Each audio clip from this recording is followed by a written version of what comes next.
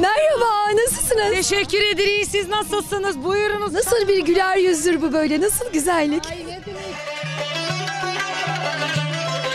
O kadar güler yüzlü karşıladınız ki böyle bu çadıra girmeden edemedik gerçekten. Bir tanıyalım sizi istiyoruz. Ben teşekkür ederim. Çok sağ olun. Antalya Azerbaycan Kültür ve Dayanışma Derneği'nin yönetim kurulu başkanı Ceyran Hanım. Hoş geldiniz çadırımıza. Daha da renk kattınız çadırımıza. Öncelikle Azerbaycan'ın medeniyetini Antalya'da tebliğ etmeyi, medeniyet deyince yani kültür deyince folklorunu, tarixini, mutfağını, danslarımızı burada tebliğ eləməkdir. Ve dayanışma da odur ki ne kadar Azerbaycan Türkleri Antalya'da varsa bir araya gelip ve dayanışmamızı sağlamak. Türkiye'de olan mesela birçok derneklerin etkinliklerine katılma amacımız da bu. Hem kendimizi tanıdak, hem kendimizi göstererek ve sizlerden birçok şey öğrenek. Çünkü bu böyle yani bu böyle yürüyer. İnsan hem tanıtmalıdır hem öğrenmelidir. Öğrenmeyin de yaşı yok. Bakın burada olan hem çadırlarda çadır kurulan hem misafir gelen hepimiz aynı dilde konuşuruz Türkçe. Ümumiyyətlə Azerbaycan öyle bir memleket ki ben öyle gelir ki belə deyək sanatla dünyada, müzikiyle dünyada birincidir. Neden? Çünkü dünyanın bütün müzik janrları Azerbaycan'da var. Mesela caz bize ait değil ama biz cazı millileştirdik. Evet. Ondan sonra klasik opera sanatı var dünya üzere. Biz mesela Dahi Hüzeyir Hacıbeyli, ben ona da geleceğim, milli bir operamızı yarattı. Milli opera tamamen klasik operadan farklıdır. Çünkü makam üstlerinde, muğam üstlerinde kuruldu ve inanın ki dünyanın hiçbir yerinde bu yok. Yandırdı kalbimi yaman, ey daşanı kaman, bu eşkime inan gel, sensiz aşağıya ey sevgili canan, bu eşkime inan. Azerbaycan'ın her yeri cennet. Ama Karabağ'ın yeri farklı. Niye? Çünkü Karabağ bizim nasıl diyeyim döyünen yüreğimizdir. Döyünen yüreğimizdir. Karabağ'ın en önemli bölgesinden biri de Şuşa'dır.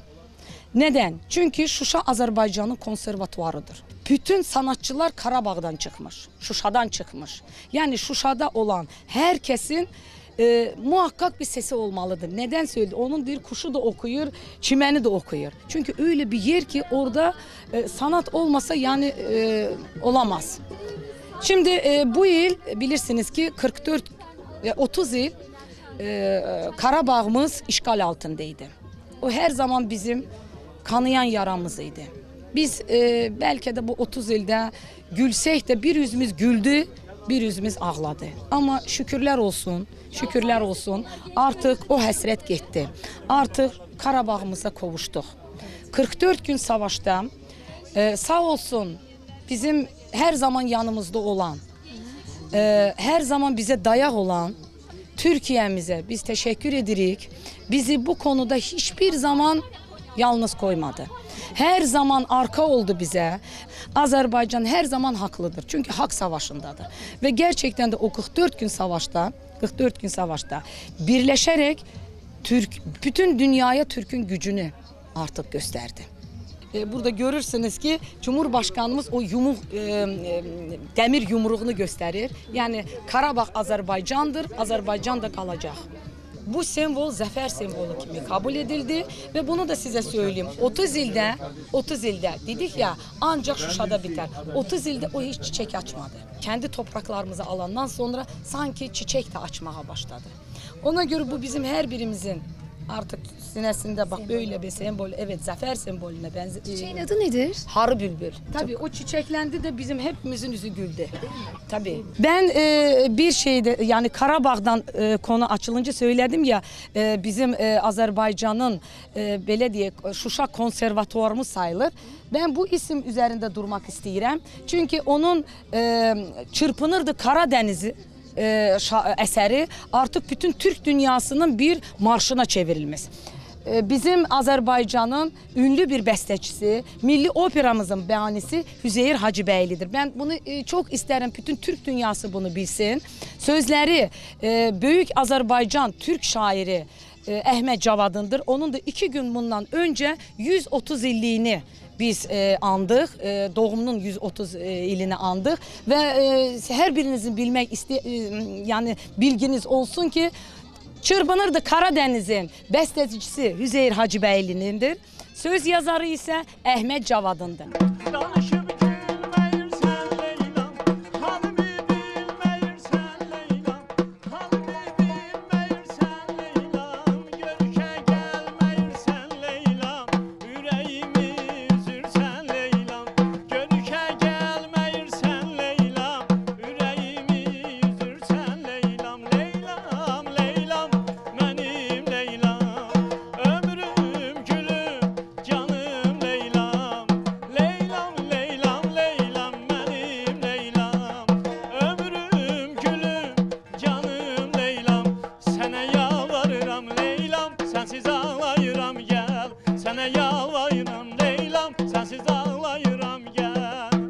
Qonça idim, gül oldum Leylam, boyadım sümbül oldum Leylam, Qonça idim, gül oldum Leylam, boyadım sümbül oldum Leylam, bildir bilməz quşuydum Leylam, oxuyub bülbül oldum Leylam, bildir bilməz quşuydum Leylam, oxuyub bülbül oldum Leylam, Leylam, Leylam, mənim Leylam, ömrüm gülüm, canım Leylam, sənə yalvarıram Leylam, sənsiz ağlayıram gəl, sənə yalvarıram Leylam, sənsiz ağlayıram gəl, sənə yalvarıram Leylam,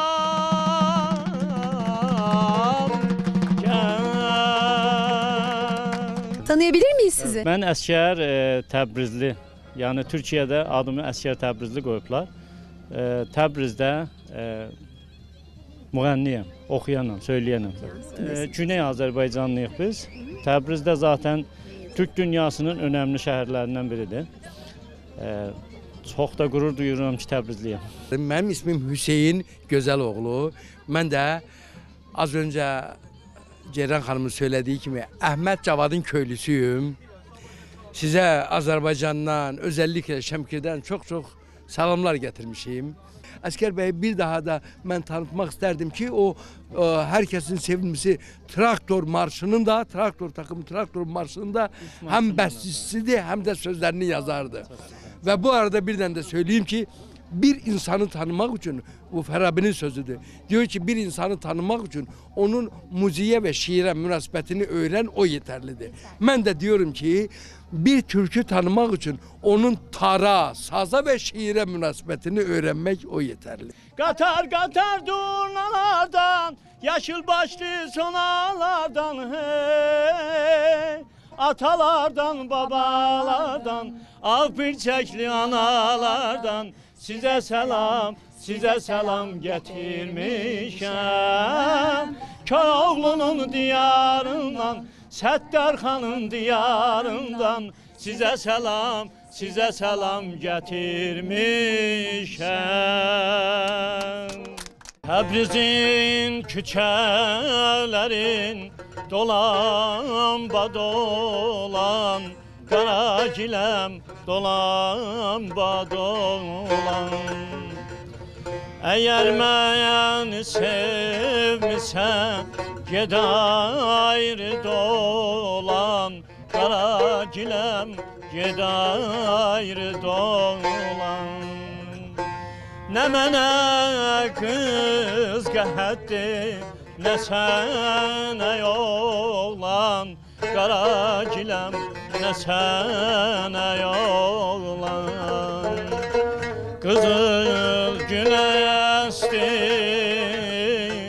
səbrimi kəsdi, sil gözün yaşın, Qaragiləm, ağlama bəsdi, sil gözün yaşın qara giləm ağlama bəsdir. Geçen yıl Nizami Gencevi'nin 880 illiği geçirildi ve 880 illiğiyle bağlı Azerbaycan'da Nizami ili elan olundu.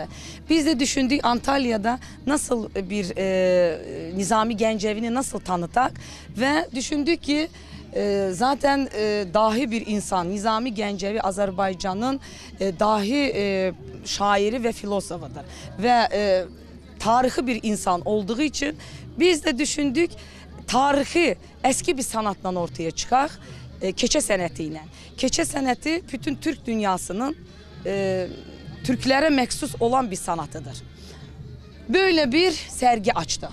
Nizami Gencevi'nin portretini öğretmenim yaptı. Ona teşekkürümüzü bildiririk. Nizami Gencevi'nin birçok eserleri minyatüre tökülmüş ve biz de düşündük minyatürü de artık keçiye tökek ki acaba nasıl olacak ve dilene göre bu ilkiydi Türkiye'de. İlkini de biz yaptık. Şimdi bu tabloda neler anlatır? Mecnun'un Kabe'ye girişi. Şimdi biz hem güneyi hem kuzeyi bir ortak zaten bütün Azerbaycan'dır. Ne zaman tanıştık? Bugün dün tanıştık sizinle ve söyledi. Sizin eviniz burası. Çünkü biz bütün bir Azerbaycanlı. Kuzeyiyle, Zaten güneyiyle. ben de başka bir yere gidemiyorum. Evet, ona göre. Kıyafetimi de değiştirdim. Evet, ona göre hep beraber güneyli, kuzeyli, tam bütün Azerbaycan olarak bir şarkı söylüyor, bir eser söyleyeceğiz. Buyuruz. Uca uca ellerden adım var unvanım var. Uca uca ellerden adım var unvanım var. Destanlara sığmayan şöhretim var şanım var. Destanlara sığmayan şöhretim var şanım var. Qəhrəmanlar içində neçə qəhrəmanım var. Qəhrəmanlar içində neçə qəhrəmanım var. Cavan şirəm babəkəm, nəbiyəm Koroğluyam. Azərbaycan oğluyam, Azerbaycan kızıyam. Azərbaycan oğluyam. Azerbaycan kızıyam. Azərbaycan oğluyam. Bravo.